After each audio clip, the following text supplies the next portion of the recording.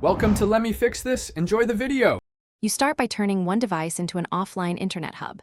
You need storage, content, and a server app. Get them now.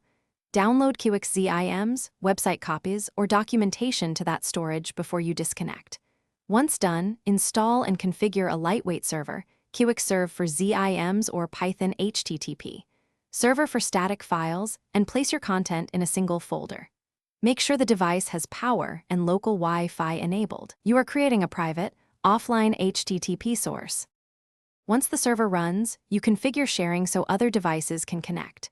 Assign a static IP or MDNS name like MyHub, local, and start the Wi-Fi hotspot or plug into a switch. Then arrange your content, index pages, lightweight search, and clear folder names so users find what they need fast. Make sure caching and gzip compression are enabled to save bandwidth and speed loading. Connect phones, tablets, and laptops to your offline Wi-Fi. They will browse as if on the internet, but data stays local. To finish, lock down and maintain your hub. Set a simple password or isolated guest SSID and choose a sync method, rsync over USB, schedule downloads before travel or swapping drives.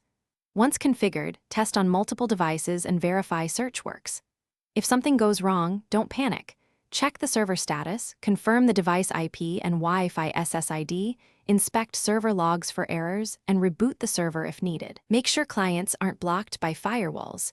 Then resume normal offline browsing. Thanks for watching. If you found this helpful, don't forget to like and subscribe.